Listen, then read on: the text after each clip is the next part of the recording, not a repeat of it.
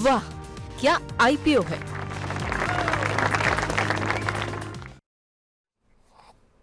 चलिए, खास पेशकश हमारी वाह क्या आईपीओ, जिसमें बड़ी संख्या में जो आईपीओ से जुड़े हुए प्रश्न होते हैं, पैसे लगाने चाहिए नहीं लगाने चाहिए, ब्रोकरेज हाउसेस क्या कह रहे हैं, ग्रे मार्केट में प्रीमियम कितना चल रहा है, ये तमाम चीज़ें हम बातचीत करते हैं। और हमारे साथ, जैसा कि हमने आपको बताया कि मनी 9 के एक दबंग चेहरे जो है जुड़ चुके हैं और संदीप हमारे साथ मौजूद हैं। संदीप जी, बताइए क्या कुछ आंकड़े कह रहे हैं, और बहुत बड़ी संख्या में दर्शक आपका तहे दिल से इंतज़ार कर रहे थे, तो आगाज़ कीजिए सर।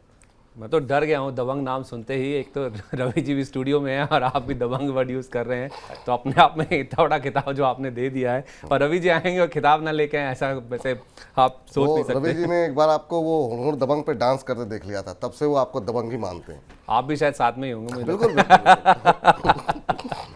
चलिए ठीक है, आईपीओ की बात कर लेते हैं। जी। सेंसला लिमिटेड ये एकमात्र ऐसी कंपनी है जो कि मेन बोर्ड में जिसका आईपीओ खुला हुआ है। शुक्रवार को खुला था, हमने इसकी बातचीत करी भी थी। ये 23 तारीख तक खुला रहेगा और इसका प्राइस बैंड है 90 से 95 रुपए का। इसमें 510 करोड़ रुपए ये कंपनी जुटाना चाहती है, जो कि जिसमें फ्रेश इशू 397 करोड़ रुपए का है। 4.25 करोड़ शेयर है जो कि कंपनी इशू करेगी, और ओएफएस के जरिए जो मौजूदा निवेशक हैं वो भी अपना स्टेक बेच रहे हैं। उनकी ओर से करीब 1.25 करोड़ शेयर बेचे जा रहे हैं और वो भी 113 करोड़ रुपए की रकम इसमें जुटाते हुए दिखेंगे। दूसरे दिन तक के अगर आप इसके सब्सक्रिप्शन के आंकड़े देखेंगे तो काफ़ी स्ट्रांग आपको नजर आएंगे। 8.5 गुना के आसपास के नंबर्स हमने 12:30 बजे जब आपके लिए रिसर्च तैयार करी थी उस समय देखने को मिले थे। रिटेल 8.5 गुना के आसपास और एनआईआई करीब 20 गुना के आसपास यहाँ पे सब्सक्रिप्शन देखने को मिला है।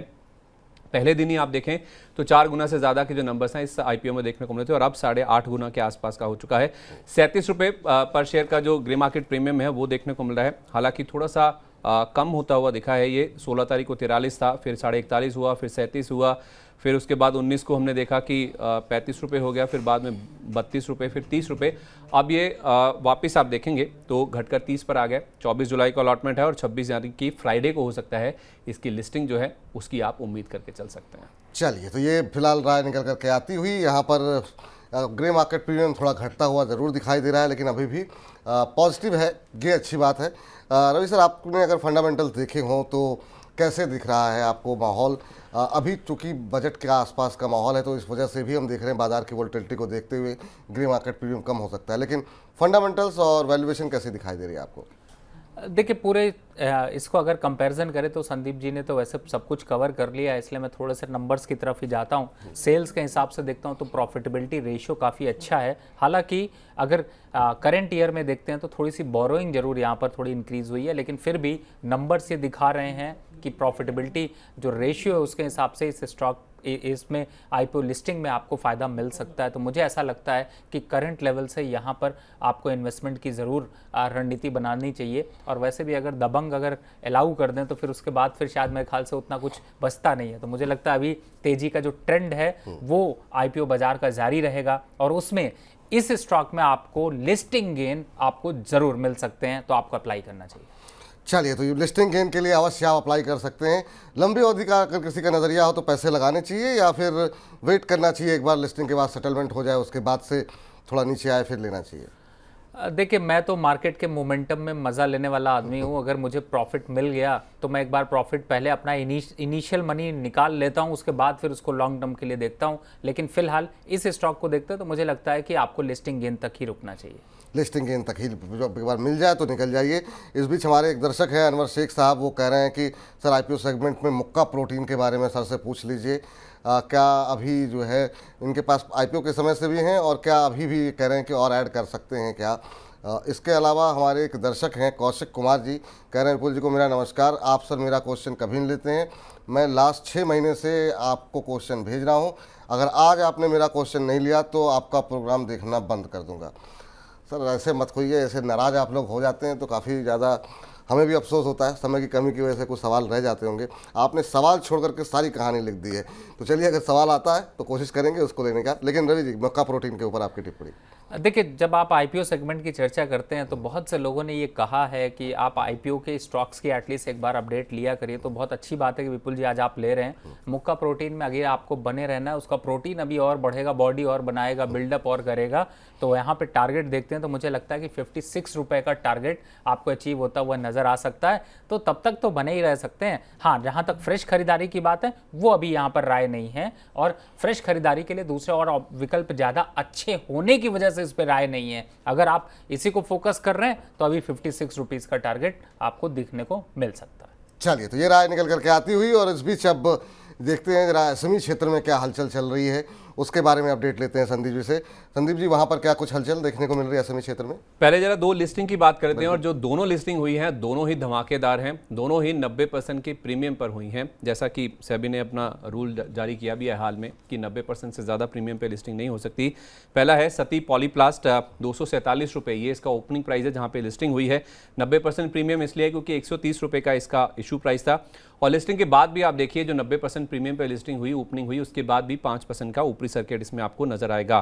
कंपनी ने कुल 17.5 करोड़ रुपए के आसपास की रकम जुटाई है। पूरी तरह से ये फ्रेश इशू था, और इनफैक्ट जिस तरह का सब्सक्रिप्शन था उससे लग भी रहा था कि जो लिस्टिंग है काफ़ी दमदार होनी चाहिए। 500 गुना के आसपास ऑलमोस्ट ये भरा था, 499.13 टाइम्स टू बी प्रिसाइज।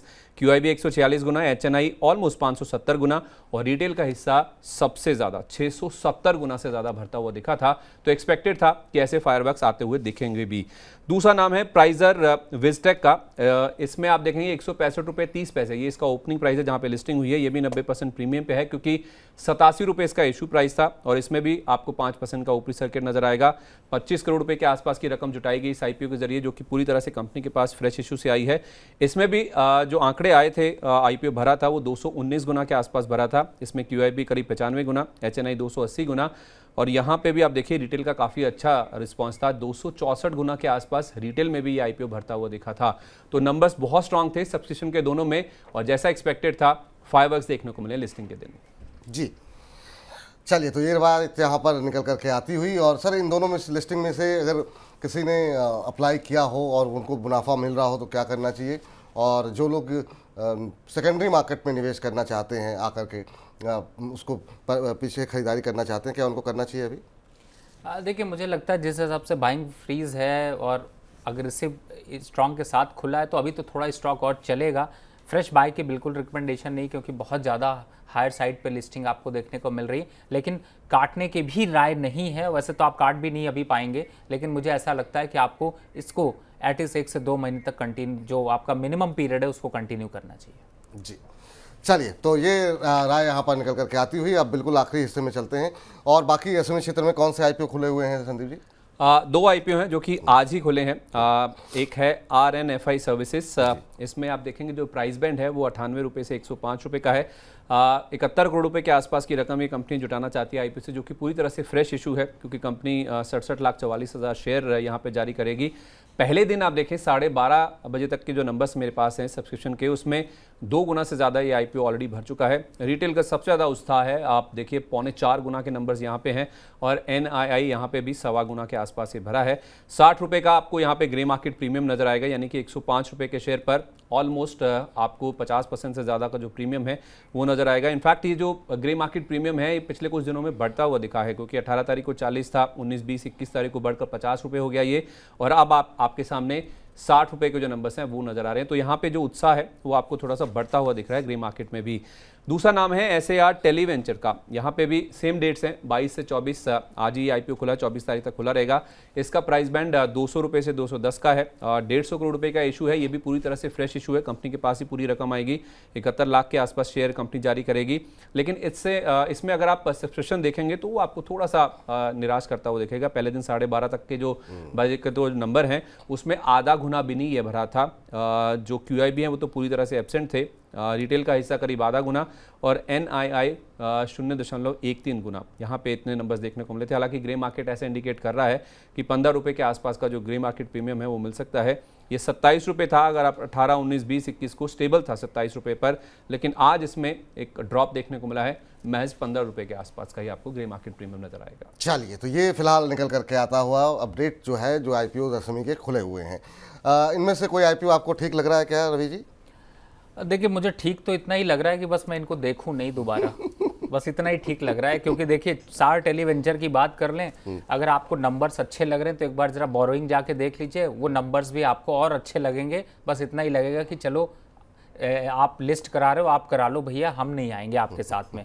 दूसरा आपने RNFI की बात करी है, देखिए उसके भी 1200 करोड़ करीब 1264 लाख रुपए से बोरोइंग बढ़कर हो गई है 3638, और रिजल्ट जो प्रॉफिटेबिलिटी है वो कहीं ना कहीं से बोरोइंग करते रहो, प्रॉफिटेबिलिटी बढ़ाते रहो। भैया चिंता समझदार हो गई है, थैंक यू वेरी मच। भले आप इसका ग्रे मार्केट प्राइस जितना भी बढ़ा लो, पर इन दोनों से बना लो दूरी, समझ में आ गया होगा। मैं इनमें आगे कमेंट नहीं कर सकता। चलिए तो अवॉइड करने की सलाह है पूरी तरीके से इन दो SME IPO को लेकर के।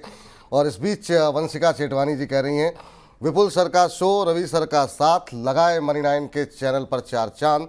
Thank you so much sir, आपकी एडवाइस हमारे लिए चमकते हुए सितारे को पकड़ने जैसी है। थैंक यू सो मच, बहुत बहुत शुक्रिया, बहुत बहुत धन्यवाद आपका भी। वंशिका जी, आप लोग इतनी मेहनत करते हैं, इतने अच्छे अच्छे शब्द इस्तेमाल करते हैं और इससे निश्चित रूप से हमें बड़ी ऊर्जा मिलती है। तो बहुत बहुत धन्यवाद आपका इन शब्दों के लिए, इन विशेषणों के लिए। और संदीप जी, आपका भी बहुत बहुत शुक्रिया, बहुत बहुत धन्यवाद ये पूरी अपडेट हमारे दर्शकों तक पहुंचाने के लिए कि कहाँ पर इस समय IPO बाजार में क्या कुछ हलचल चल रही है SME क्षेत्र में, मेन बोर्ड पर। लेकिन संदीप जी आए, एक बात यहाँ पर जरूर मैं बोलना बिल्कुल चाहूंगा। बिल्कुल बिल्कुल।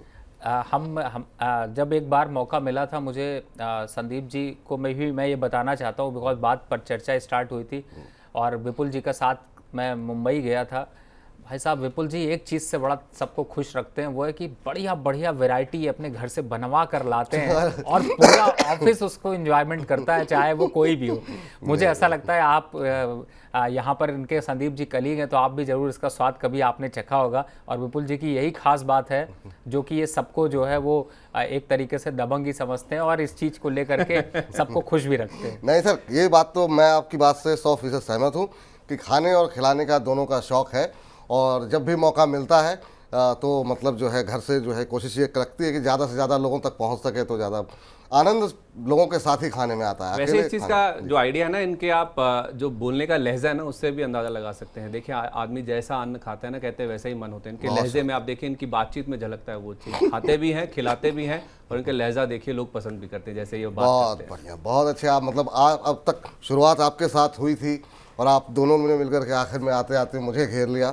बहुत बहुत शुक्रिया संदीप जी आज की चर्चा में जुड़ने के लिए। तो फिलहाल वाह क्या IPO, हमें इसी चर्चा को यहीं पर समाप्त करते हैं। नमस्कार।